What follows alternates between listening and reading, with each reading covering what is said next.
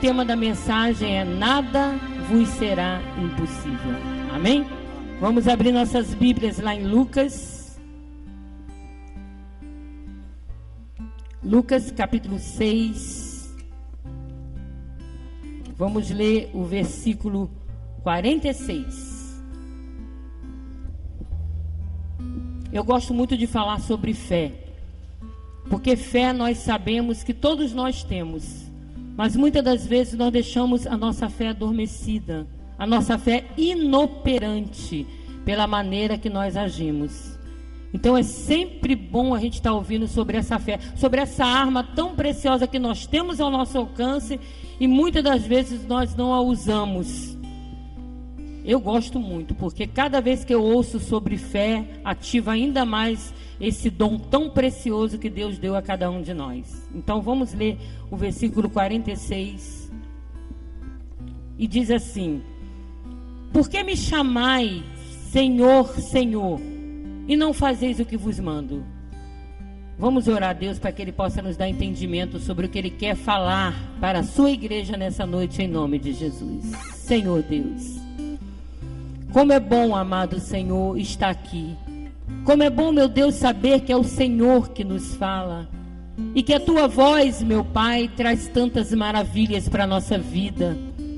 Ela faz, Senhor, traz um bem-estar muito grande para aqueles que estão aqui nesse mundo, porque vieram sobre a Tua determinação, ou seja, as Tuas ovelhas. Sabemos, meu Pai, que a Tua palavra, ela vem de encontro às nossas necessidades.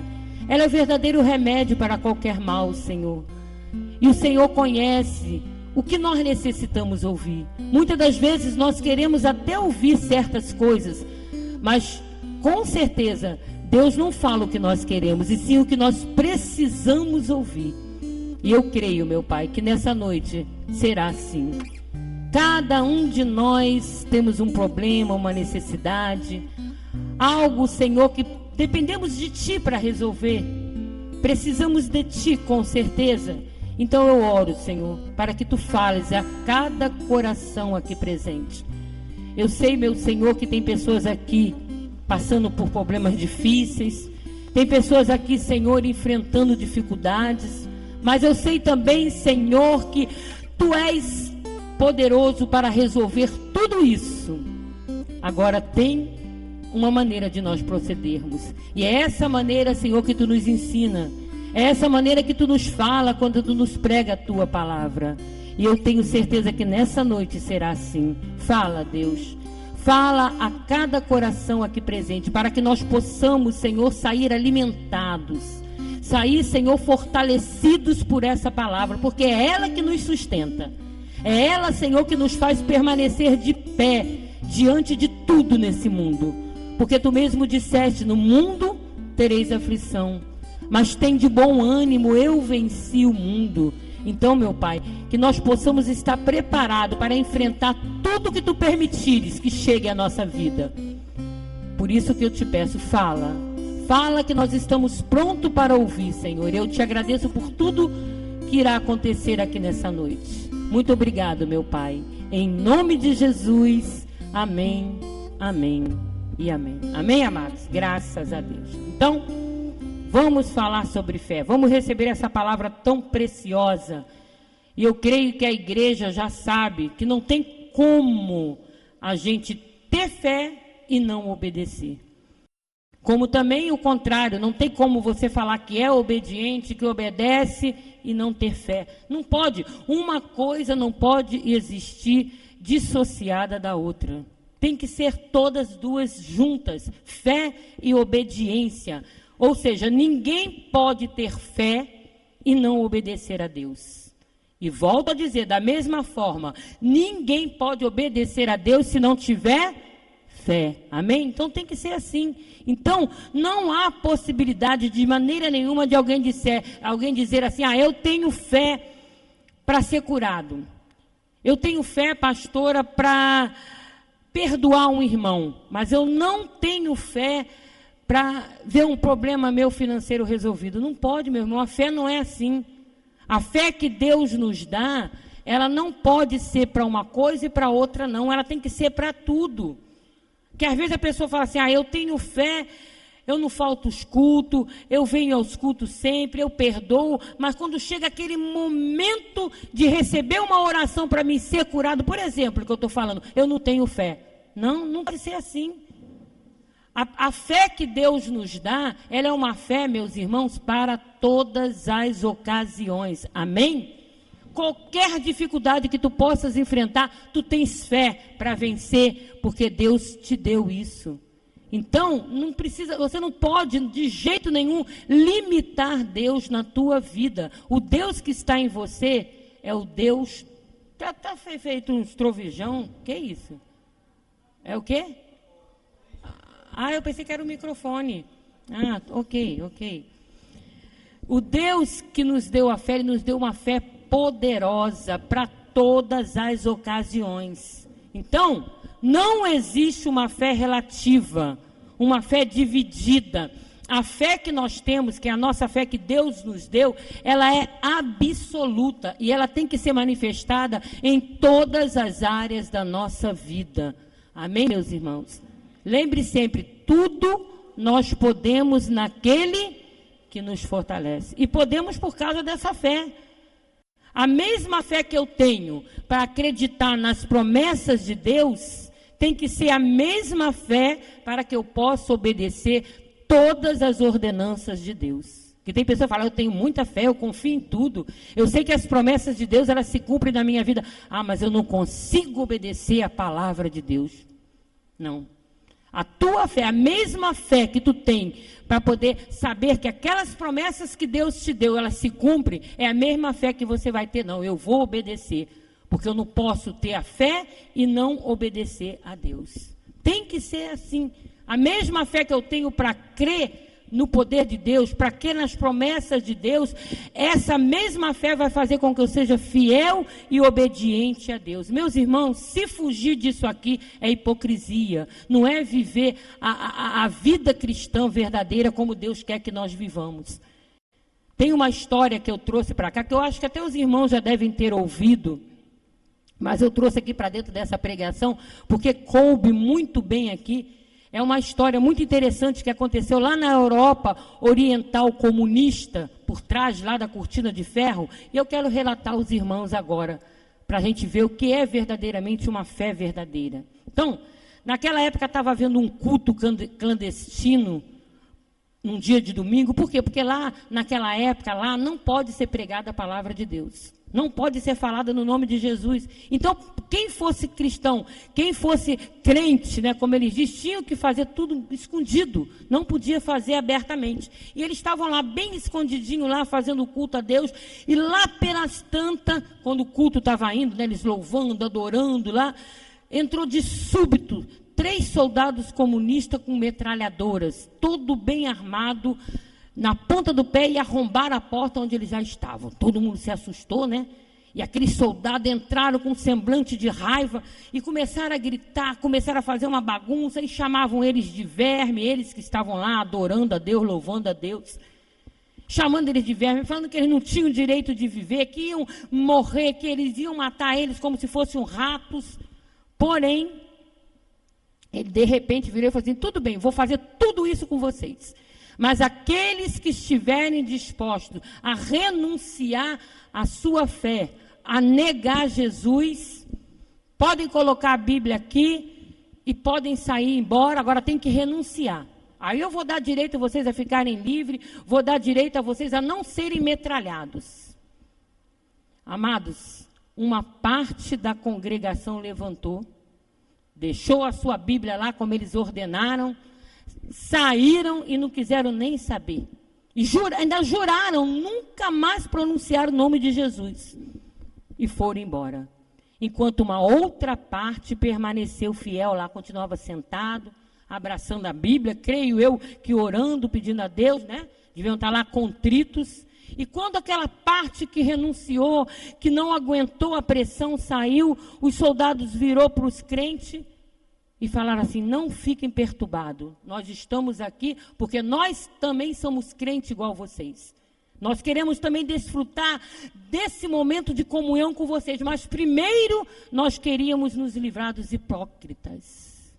Nós não queríamos que tivesse mistura, nós queríamos. Então, meus irmãos, esse exemplo aqui ilustra muito bem essa questão de fé. Por quê? Porque há muita gente, hoje em dia, dentro das igrejas, apenas fingindo-se de cristão. Apenas fingindo ter a fé que é dos eleitos, mas não tem não. E quem são esses? Quem são esses que estão apenas fingindo, se passando de cristão e não são? E na primeira oportunidade que acontecer, como aconteceu com esse, eles são os primeiros a irem embora. Por isso que às vezes a gente vê acontecer na igreja coisas que a pessoa está, mas de repente, sem mais nem menos, a pessoa sai da igreja, se ausenta dos bancos da igreja, a gente fica, meu Deus, indagando, o que será? Mas não tem como. Quem são eles? Nós temos que ser realistas. São os filhos do diabo. Amados, são o joio no meio do trigo. Os lobos disfarçados de ovelhas. Vejam vocês que estavam todos lá.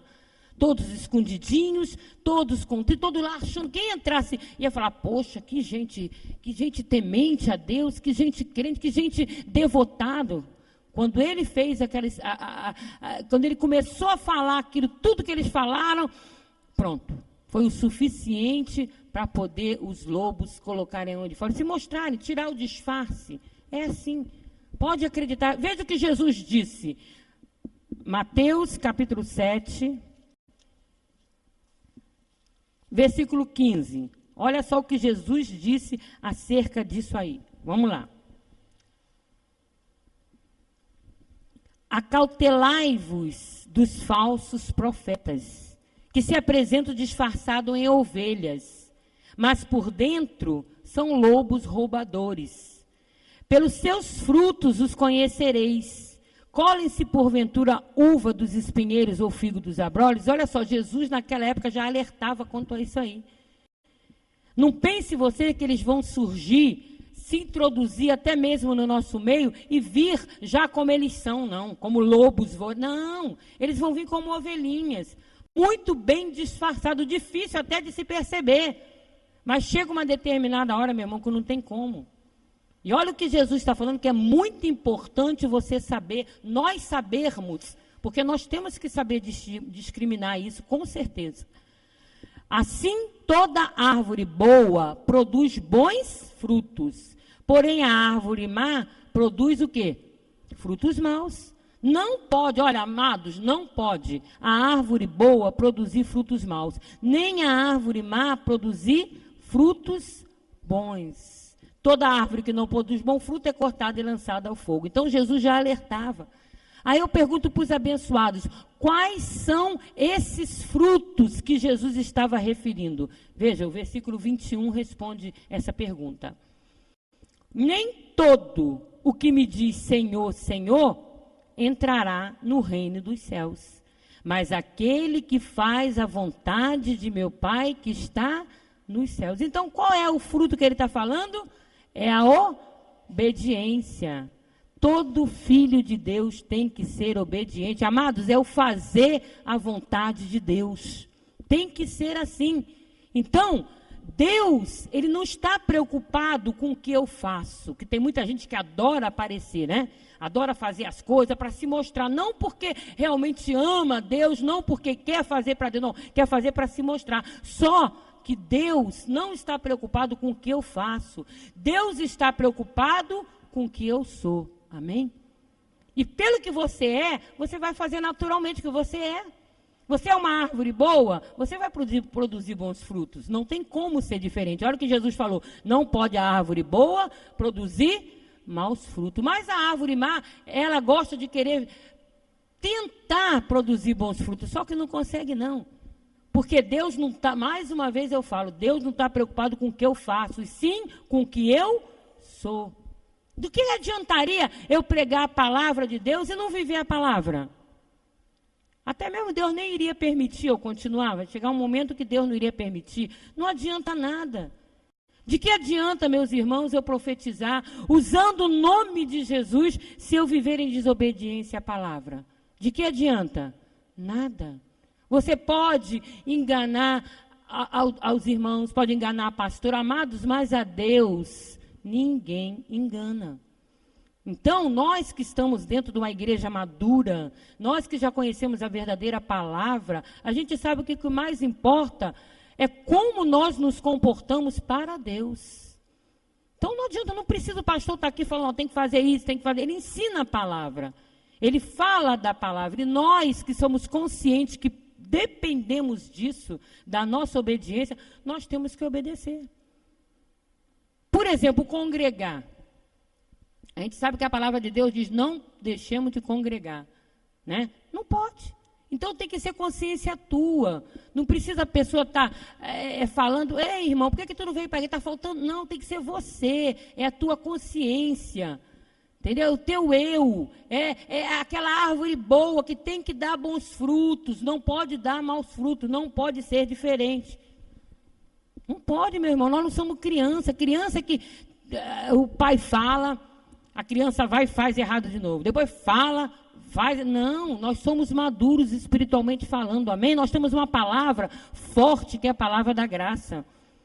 Deus nos escolheu como seu povo para poder representá-lo aqui nessa terra. Todos nós, não pense vocês que é só o pastor que tem a obrigação de pregar a palavra, não. Somos cada um de nós. Você tem uma missão, levar essa palavra aí, que mudou a tua vida, que te tirou das trevas para a luz. Hoje você tem condição, através do conhecimento que Deus tem te dado, de falar dessa palavra. Tu não pode se calar, não.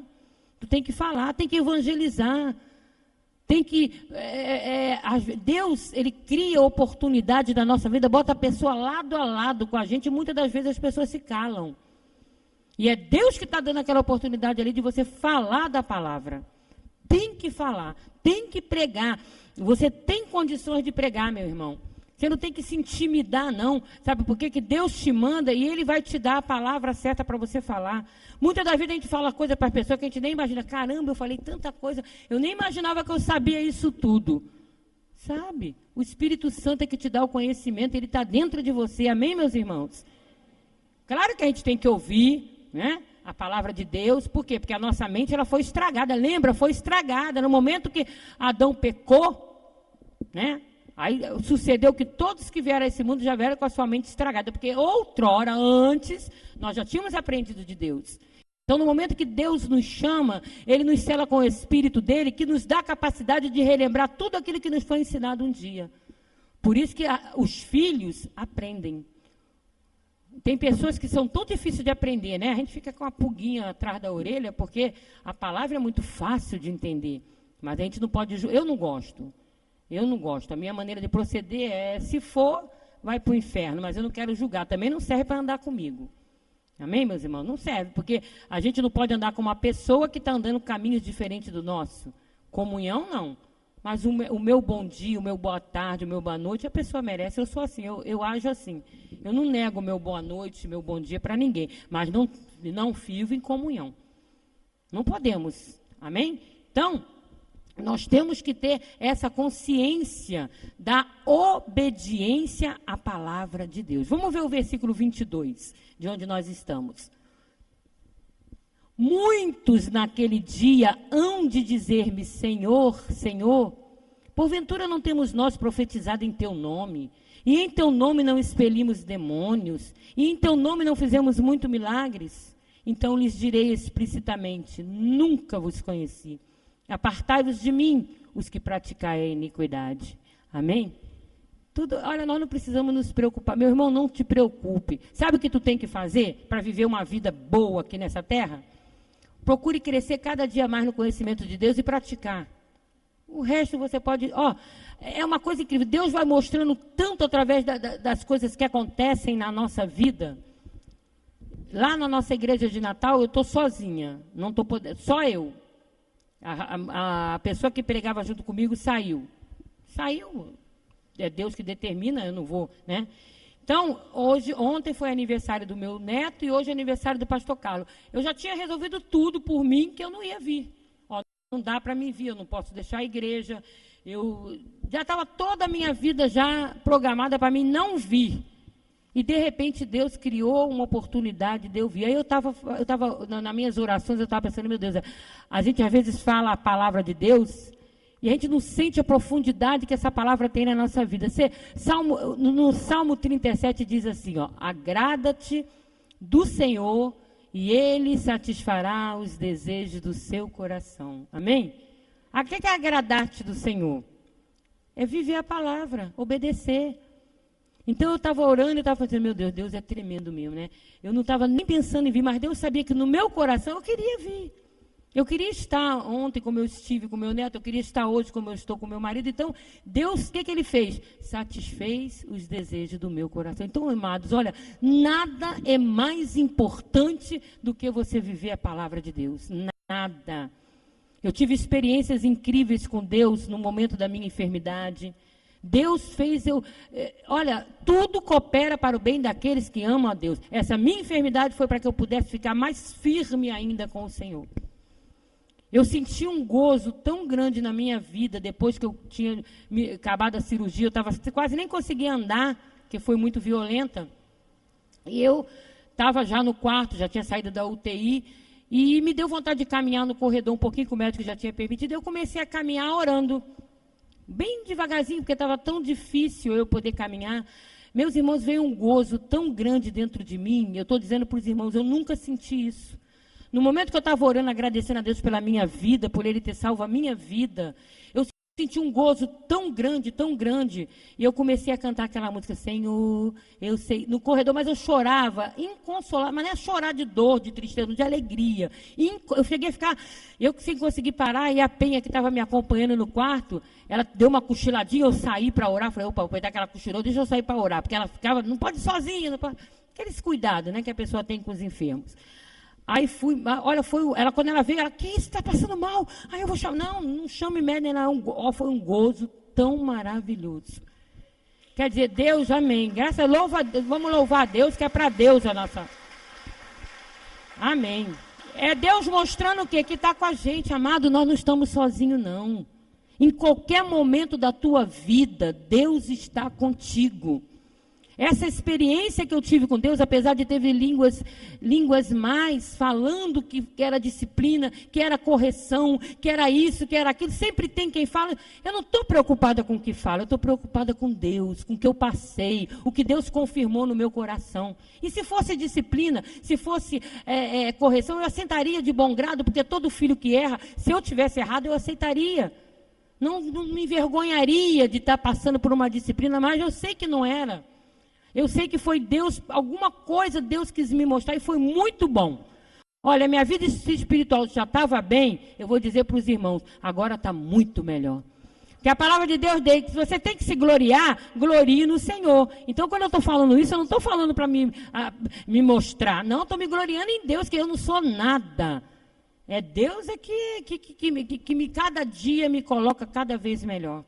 Graças a Deus por isso. Aí a gente vê a recompensa da gente pregar, né? Quão preciosos são os pés daqueles que pregam a palavra, e é mesmo.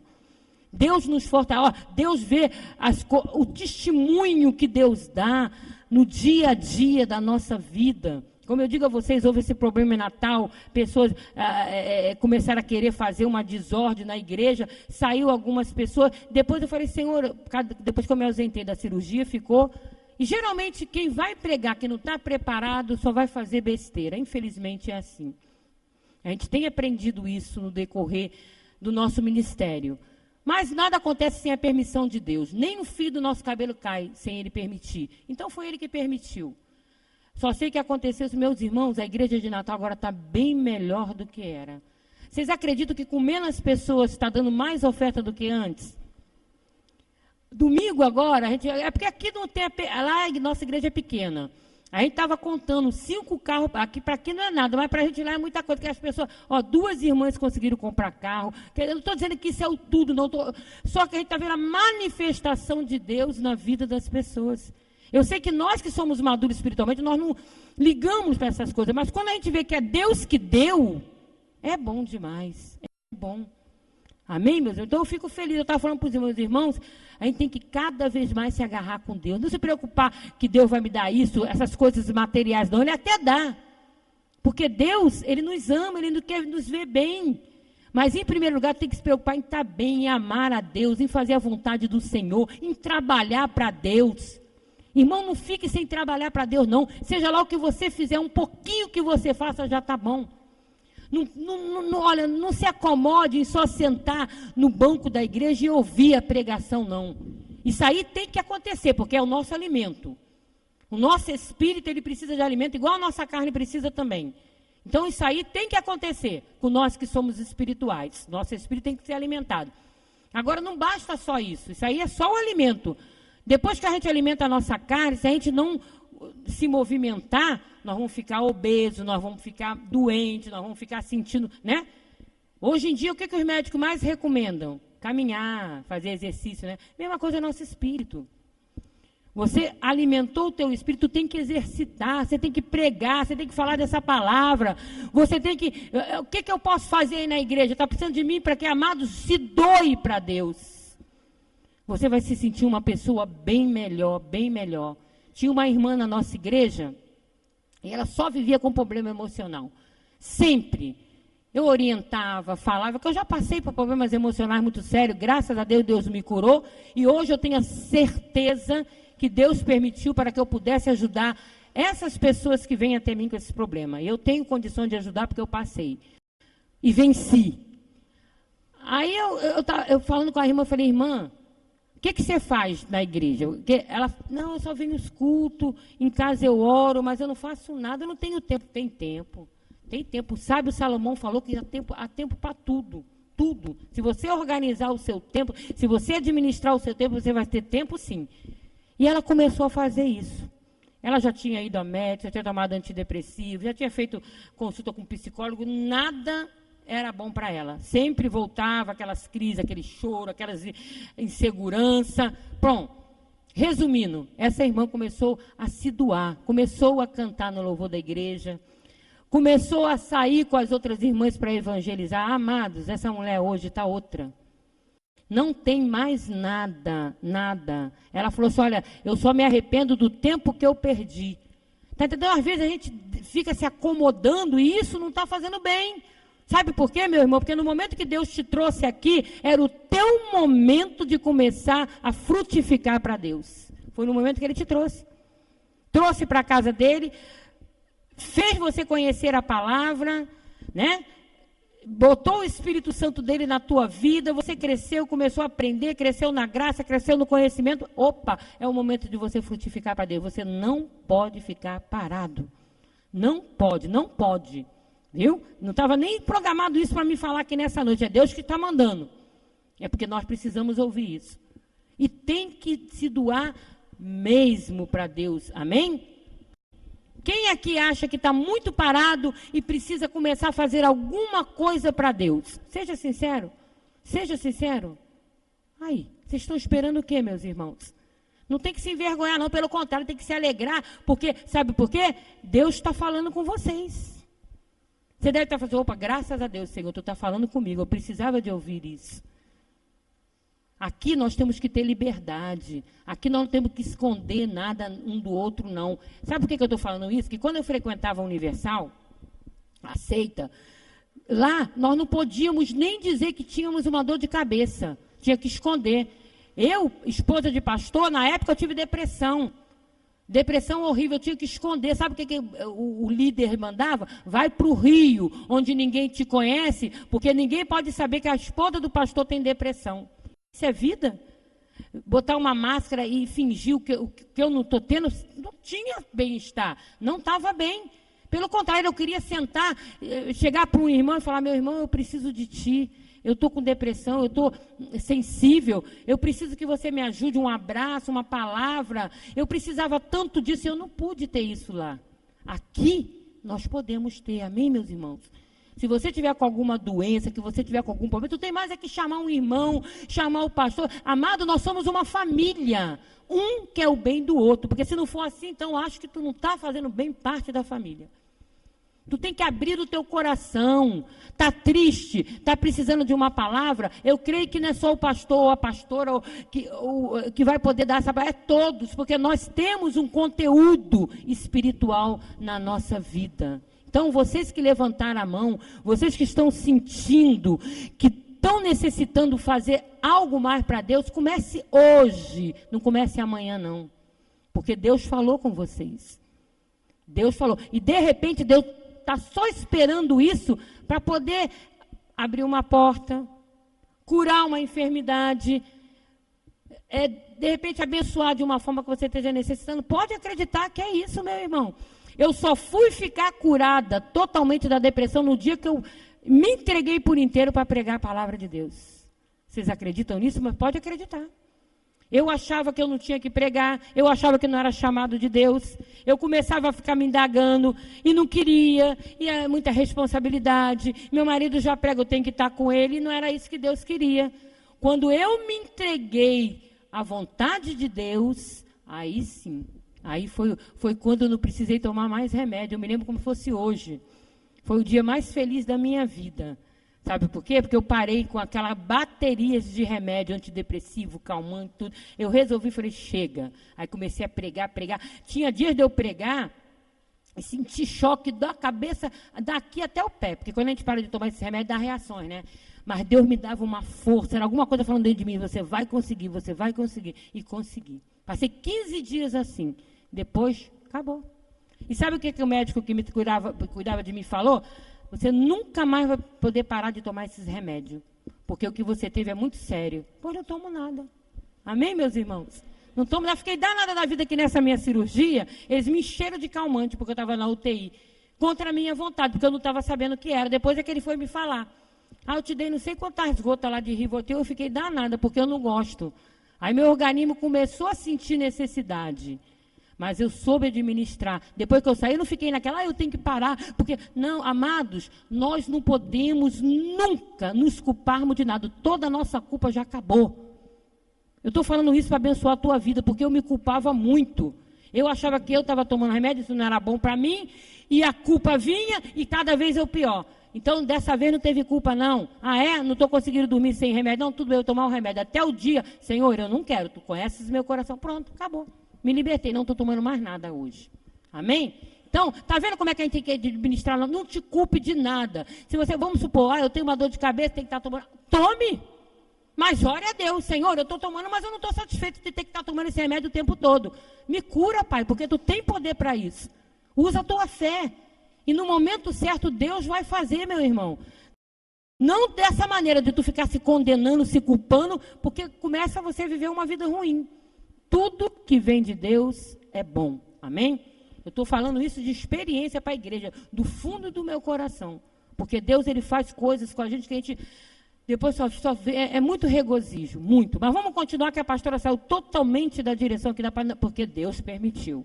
Deus permitiu. Amém? Então nós vimos o quê? O versículo 22 e 23, né? Então, o maior exemplo que Jesus nos deu acerca dessa situação aqui, desses aqui que estão dentro da igreja, que estão fazendo, participando até das coisas de Deus, mas não são de Deus. Pode, pastor? Como é que pode? Um ministro, vamos supor, não é de Deus? Como é que pode? Claro que pode, só pode. Mas como é que eu vou saber que é ou não é? Como é que se conhece? Como é que Jesus falou? Pelos frutos. Não vai o tempo todo poder viver disfarçado, não tem como, meu irmão. Aqui na igreja você pode até não ver fazer nada, mas quando sai daqui, não tem como. A natureza dele é filho do diabo, vai se mostrar. Vamos ver o exemplo de Judas, para a gente ver como é que acontece. Mateus 10, veja aí. Versículo 2. Ok? Ora, os nomes dos 12 apóstolos são estes. Primeiro Simão, por sobrenome Pedro, e André, seu irmão. Tiago, filho de Zebedeu, e João, seu irmão, Filipe e Bartolomeu, Tomé e Mateus, o publicano, Tiago, filho de Alfeu e Tadeu, Simão, o Zelote, e Judas Iscariote, que foi quem o traiu. Mas estava lá entre os apóstolos, é ou não é? E por que ele estava lá? Porque tinha que ser ele. Amém, amado? Ele tinha uma missão a ser feita que somente um filho do diabo poderia cumprir, que era o quê? De trair o Senhor Jesus. Por isso que Judas estava ali, participando de tudo, fazendo tudo, mas não era um filho de Deus. E como é que a gente foi conhecer que ele não era um filho de Deus? Vamos acompanhar. Versículo 5. A esses 12 enviou Jesus, dando-lhe as seguintes instruções: não tomeis rumos ao gentio, nem entreis em cidade de samaritano. Ele deu missão a quem?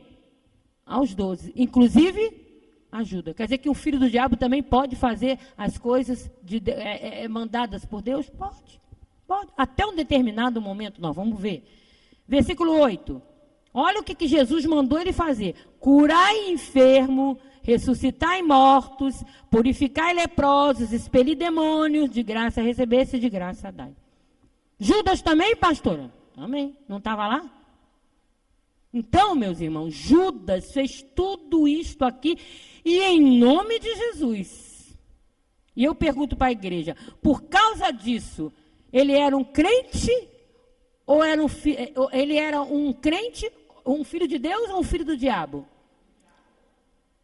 Claro, depende do que ele estava fazendo. Ele não era um filho de Deus, ele era um filho da perdição. Os frutos de Judas eram frutos maus. Não pense você que ele fazendo tudo aquilo ali, ele era frutos bons. Não quer ver? Ó, eu vou mostrar. Veja lá em João 6. Vamos acompanhar para a gente entender muito bem, que é importante demais a gente entender isso. Para fortalecer ainda mais a nossa vida espiritual. Como eu falei, nós temos que ser maduros. Maduros espiritualmente falando. 6, versículo 70. Olha o que diz a palavra. Replicou-lhe Jesus: não vos escolhi eu em número de 12? Foi 12, lembra? Contudo, um de vós é diabo. Estava ali, estava fazendo tudo que mandava, mas era diabo.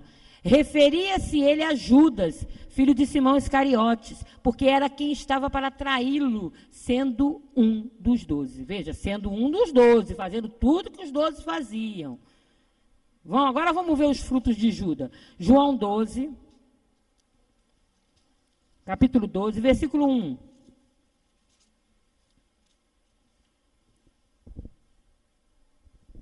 Ok? 6 dias antes da Páscoa, foi Jesus para Betânia, onde estava Lázaro, a quem ele ressuscitara dentre os mortos. Deram-lhe, pois, ali uma ceia. Marta servia, sendo Lázaro um dos que estavam com ele à mesa. Então Maria, tomando uma libra de bálsamo de nardo puro, muito precioso, ungiu os pés de Jesus e os enxugou com seus cabelos.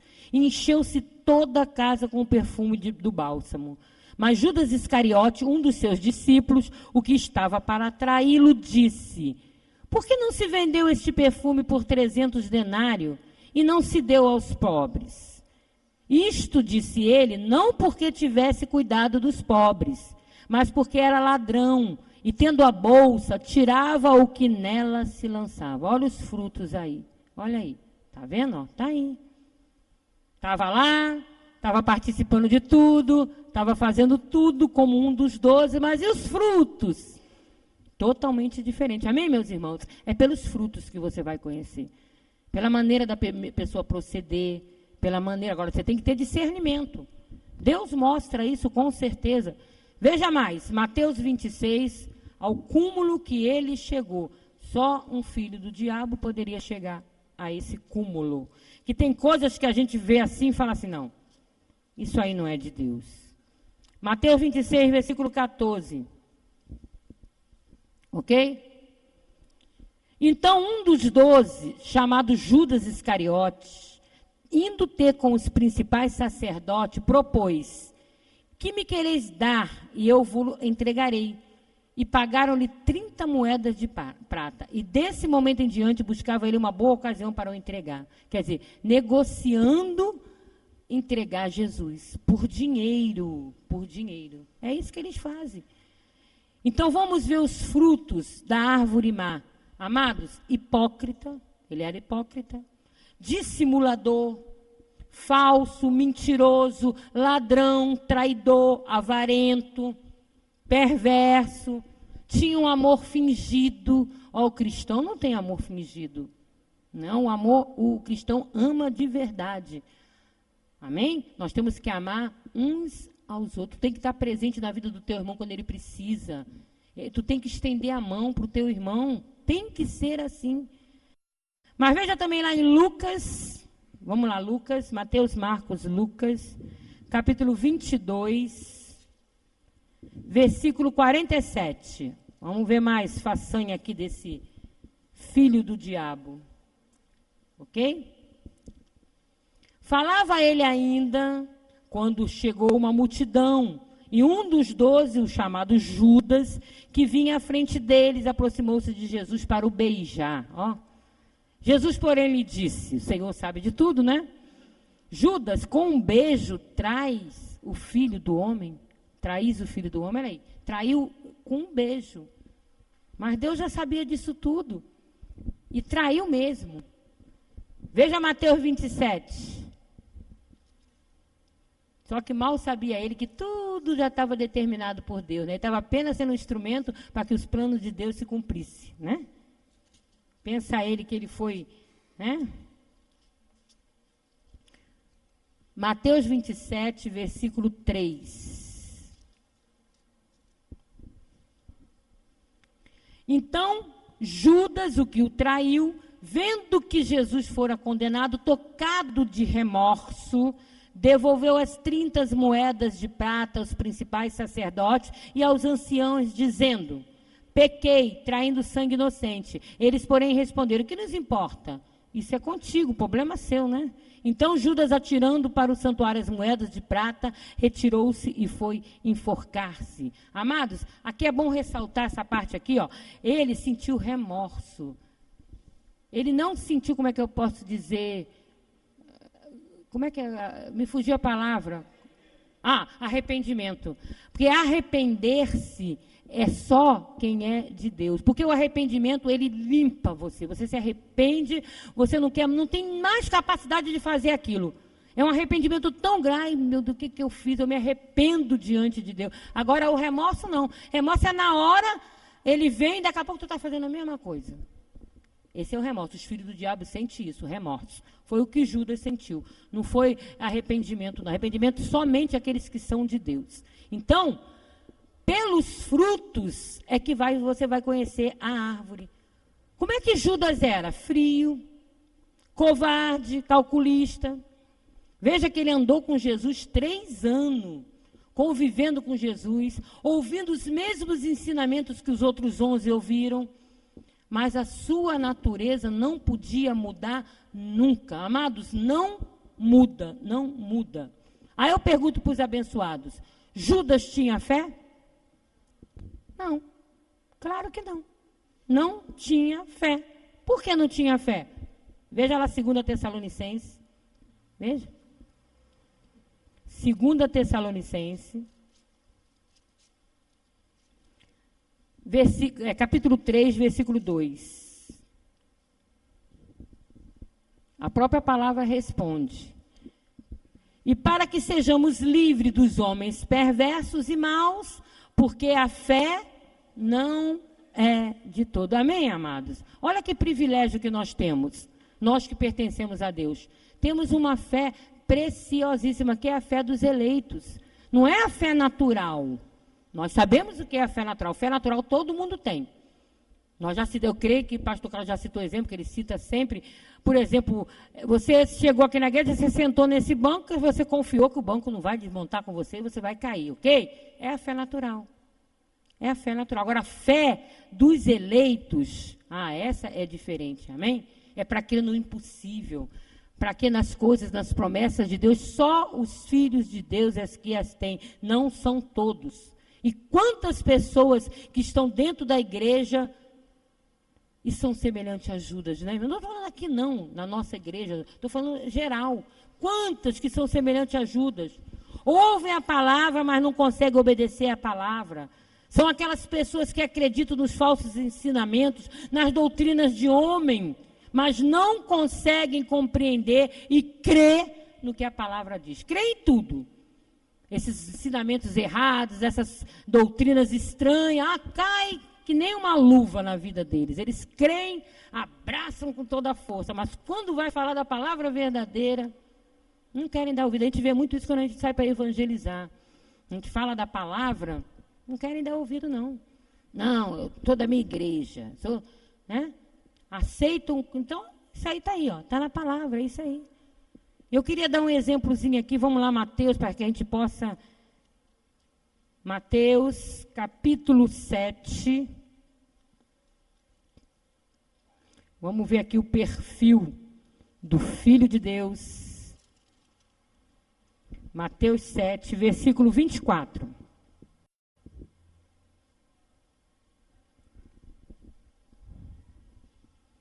Todos nós que somos filhos de Deus temos que se enquadrar nesse perfil. Todo aquele, pois, que ouve estas minhas palavras e as pratica, será comparado a um homem prudente, que edificou a sua casa sobre a rocha, e caiu a chuva, transbordar os rios, soprar os ventos, e deram com ímpeto contra aquela casa, que não caiu, porque fora edificada sobre a rocha. Amém, meus irmãos? Tem que ser assim. Nós que pertencemos a Deus, que somos eleitos, temos que ser aqui, assim. Aqui está, não tem como fugir disso aqui. Aqui é o perfil do Filho de Deus. Por quê que tem que ser assim? Porque nós que somos filhos de Deus, quem é filho de Deus, tem que ter essa fé que é dos eleitos. E quando você tem essa fé que é dos eleitos, você ouve a palavra e pratica. Ouve e pratica. O que é praticar a palavra? É você crer sem duvidar. É confiar em Deus obstinadamente. É manter a confissão firme diante de qualquer circunstância, principalmente diante das dificuldades. É a pessoa que é fiel dizimista, não abre mão da sua obediência. Ela é fiel ofertante, ela é perdoadora, ela cumpre tudo que Deus manda. Irmãos, é o cavar aquela vala profunda e edificar a casa sobre a rocha. Sabe o que é isso? Quando você faz isso na sua vida, é a obediência à palavra de Deus. Amém? Você está cavando a vala profunda, vai edificar ali a sua casa, a sua vida, sobre a rocha, sobre as verdades de Deus. E é por isso que o Espírito Santo habita na nossa vida. E por que é que ele faz isso? Por que o Espírito Santo habita? Por que o Espírito Santo está aí? Veja, Ezequiel, olha o que ele faz com cada um de nós que somos filhos de Deus. Ezequiel 36, versículo 27.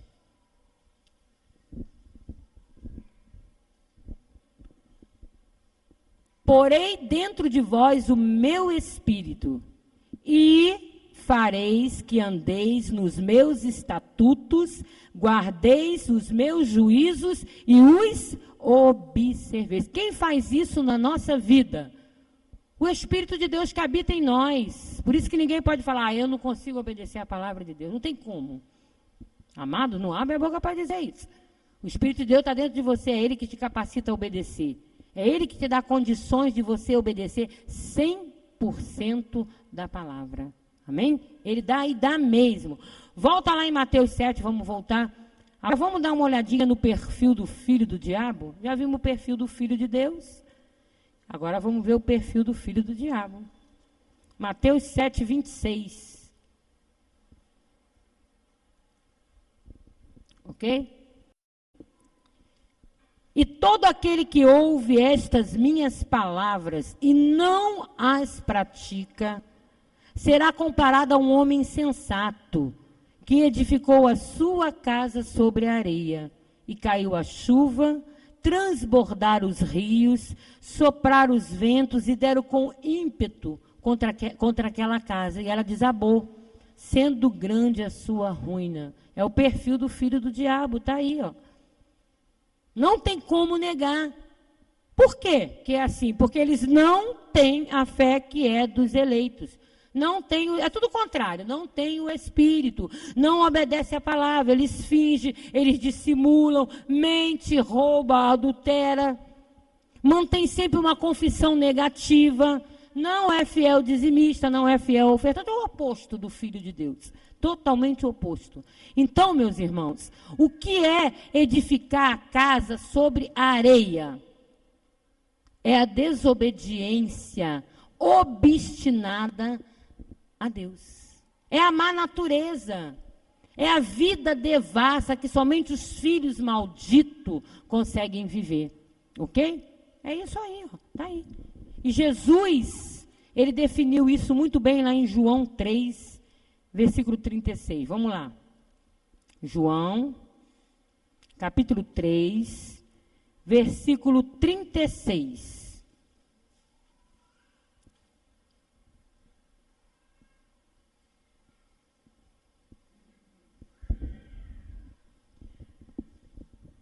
Por isso, quem crê no Filho tem a vida eterna. O que, todavia, se mantém rebelde contra o Filho, não verá a vida, mas sobre ele permanece a ira de Deus. Quem é que crê no Filho? É o que obedece a palavra proferida pelo Filho. Amém, meus irmãos? Ele fala, ele ensina, e a pessoa ouve e obedece. Quem crê no Filho, obviamente vai crer no que o Filho diz, assim como diz a palavra. E quem é que se mantém rebelde contra o Filho? É o que não obedece à palavra, é o insensato, é o Judas, é o dissimulador, o infiel, o mentiroso. É esse aí. Para este, a vinda de Jesus será trágica. Por quê? Porque eles receberão a penalidade da destruição eterna. Já está tudo programado, já está tudo planejadinho aí. Não adianta. Olha que a palavra de Deus diz lá em 2 Tessalonicenses. 2 Tessalonicenses, capítulo 1.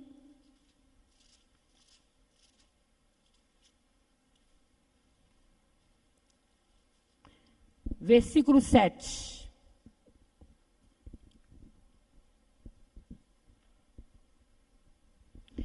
E a vós outros, que sois atribulados, alívio juntamente conosco, quando do céu se manifestar o Senhor Jesus, com os anjos do seu poder, em chama de fogo, tomando vingança contra os que não conhecem a Deus e contra os que não obedecem ao evangelho de nosso Senhor Jesus. Estes sofrerão penalidade de eterna destruição, banidos da face do Senhor e da glória do seu poder. Vai ser o que vai acontecer com ele, não tem como mudar. Não conhecem a Deus, não obedecem ao evangelho do nosso Senhor Jesus Cristo.